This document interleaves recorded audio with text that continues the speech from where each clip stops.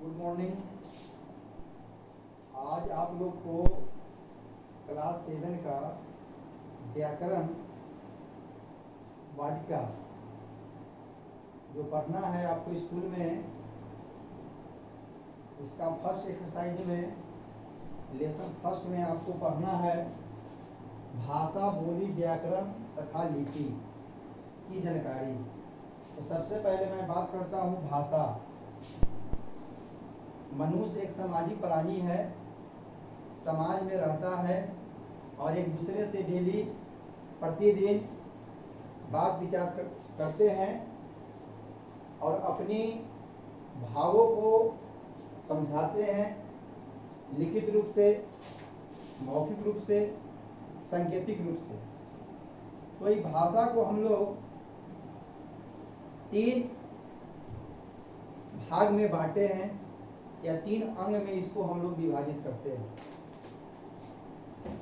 पहला, जिसको हम लोग आप लोग भी पढ़े हैं, पीछे एक्सरसाइज में भी पढ़े हैं, पहला होता है मौखिक भाषा।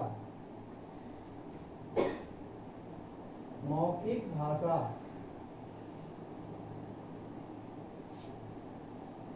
दूसरा लिखित भाषा।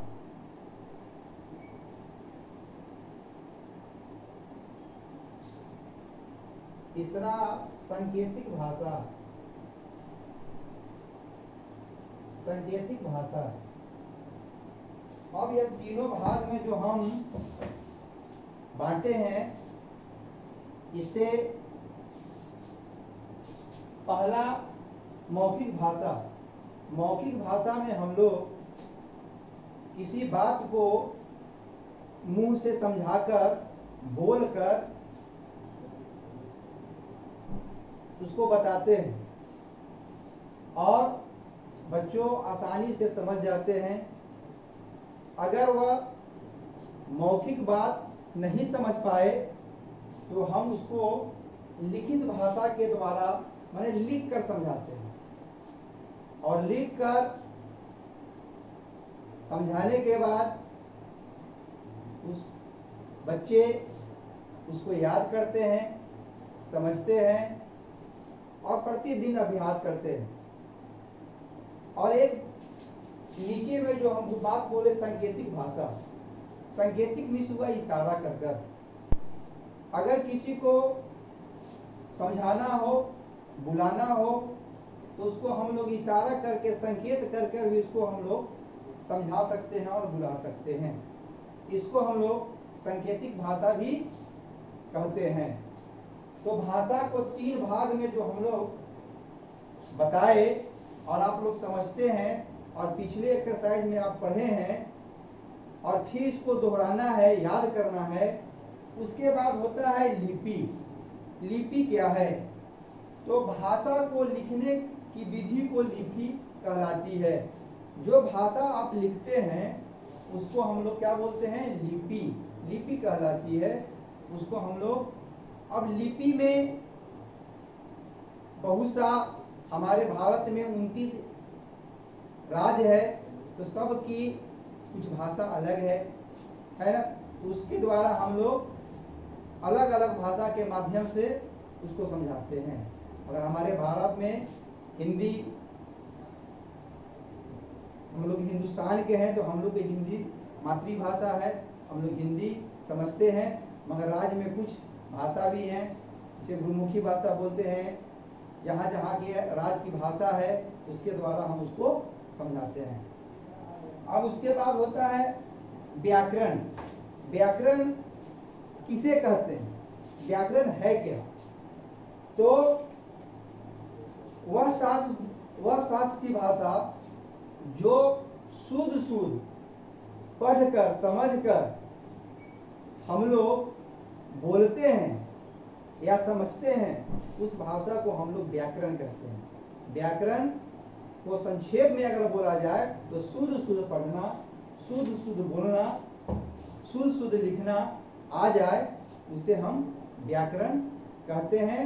और व्याकरण के भी अंग बताए गए हैं, तो आपके किताब के माध्यम से इनको तीन वर्ग में विभाजित किया गया है। पहला है वर्ण विचार, दूसरा है शब्द विचार और तीसरा है वाक्य विचार। तो व्याकरण को हम लोग तीन भाग में क्या किए, वर्ण विचार,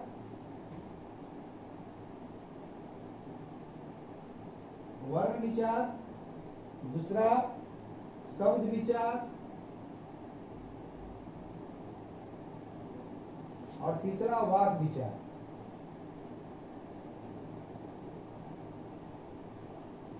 यह व्याकरण को हम तीन भाग में विभाजित करते हैं।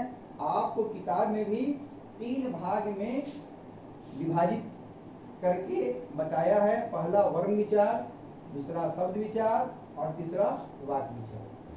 तो अगर हम हिंदी ग्रामर पढ़ते हैं, हमें अगर हिंदी के शुद्ध बोलना, शुद्ध लिखना, शुद्ध वाक्य में अच्छे से लिखकर याद करना, यह सब भाषा अगर आप व्याकरण के नॉलेज सही से रखिएगा तो आपका हिंदी बोलने का, लिखने का सब चीज आपका सही होगा। अन्यथा आपकी गलती होगी और ग्रामर आप सही से आपकी जानकारी प्राप्त नहीं होगा। किताब में कुछ लेसन आपको बनाने के लिए भी दिए हुए हैं, ठीक है। इस नियम को देखिए, आपको बनाने के लिए प्रश्न दिया गया है, भाषा किस धातु से बने हैं। ऐसी एक्सरसाइज को आपको क्या करना है कि आपको बनाना है और बनाने के बाद आपको स्कूल जब खुलेगी तो आपको जो क्लास टीचर हम लोग हैं उनके माध्यम से आप दीजिएगा एक्सरसाइज को, हम लोग चेक करेंगे और चेक करने के बाद आपको दस्तखत करेंगे, सिग्नेचर करेंगे और आपको जो त्रुटि होगी उसको हम लोग समझाएंगे। ठीक है, धन्यवाद।